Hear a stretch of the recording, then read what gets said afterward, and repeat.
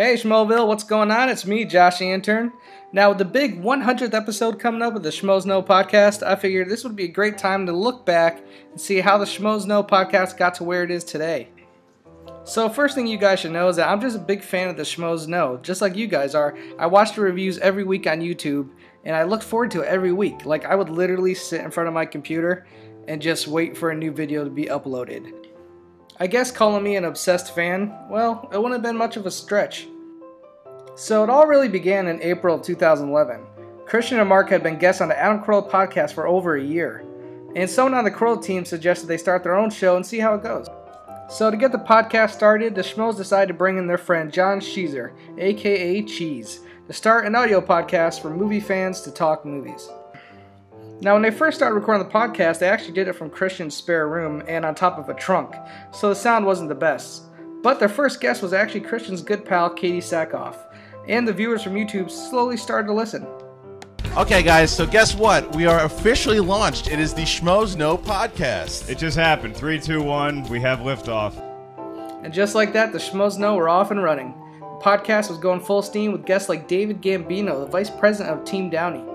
They also had on producer-manager Trevor Ingleson, and someone who would become very familiar in Schmoville, Mark Riley, the man himself, Facty McFacterson.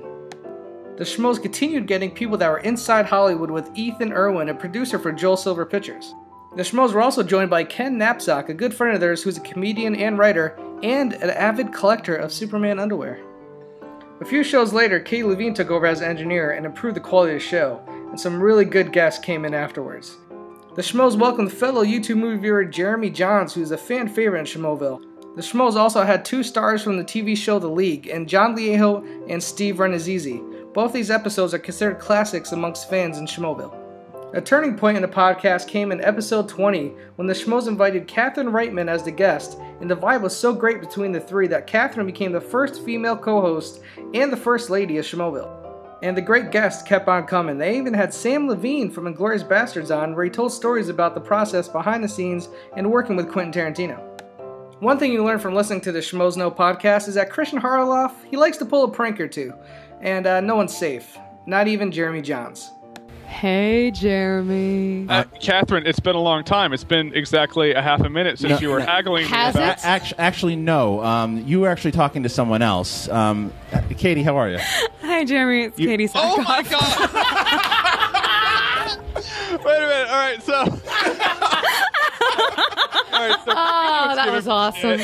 That was fun. That's well played. Good job, sir. Thank you. You got it. That's one of the better ones that I've got so far. In April of 2012, the podcast had caught the attention of Schmoville, and the shows were starting to do around 8,000 downloads a month.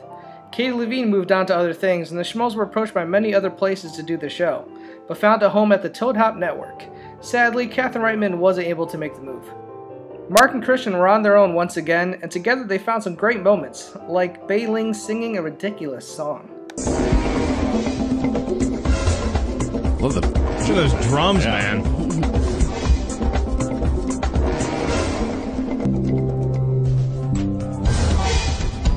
Like mystery in here, too. It's like Blade Runner. Hey. Yeah. They're rebooting Blade Runner, and this should be...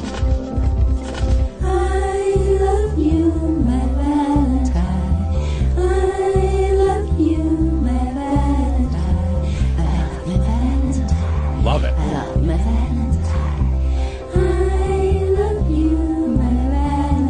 I'm the Valentine. Listen.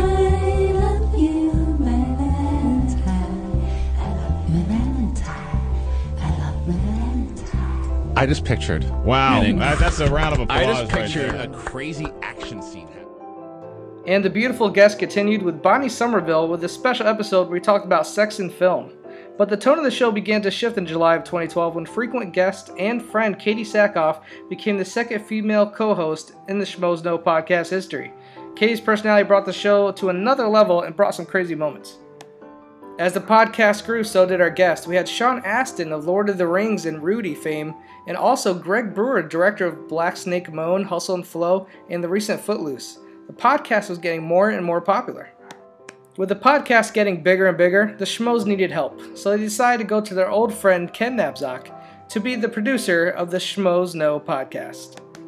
But to be a successful producer, you gotta have an intern. Somebody you can blame stuff on and say, hey, go grab this. And that's where Ken met me, Josh the intern. After a long interview with Ken and seeing that I was a film buff, I was able to join the Schmoes Know family. As you can see, being a Schmoes intern definitely has its benefits, so I can't really complain. Also, I got to meet one of my heroes from growing up, Roddy Piper. Not only did I meet him, but I got slapped in the head by him, thanks to Christian in one of his pranks. But don't worry, I'm going to get you back, Christian. At the end of 2012, the torch was passed from Kitty Sackhoff to Tiffany Smith as the new co-host of the Schmoes Know podcast. Tiffany is a geek at heart, and who doesn't love a girl who loves comic books? The Schmoes Know family was growing, and next up was Mark Riley. That's right, Fatty McFacterson. He's always on the side, ready to give you info when you need it. Also, he's probably the biggest Superman fan I ever met. Seriously. Next up, we have the Wild Man, Josh McCouga. Actually, wait a minute, that's not Josh McCouga. Actually, that is a pretty good representation of Josh McCouga. He's a pretty hairy guy, and he likes his liquor. Plus, he does like to eat. Actually, never mind. This is Josh McCouga, the Wild Man. He's always in the background holding a beer and jumping on the mic. Never know what this guy's gonna do. Last and certainly least, we have Joe Rigarillo, also known as Shoesy Pants, also known as my arch nemesis. That's right, the other intern. As you know, we've had quite the rivalry going on, and I'm sad to see Joe leave the show soon, but I will say, he kicks ass on the Schmoes Know website. The guy knows how to write an article.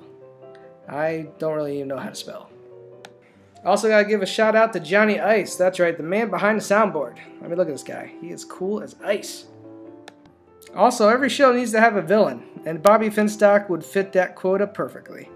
My job is basically to warn Ken that he's in the perimeter or in the building. You never know what Bobby's going to do, but one thing's for sure, hilarity will ensue.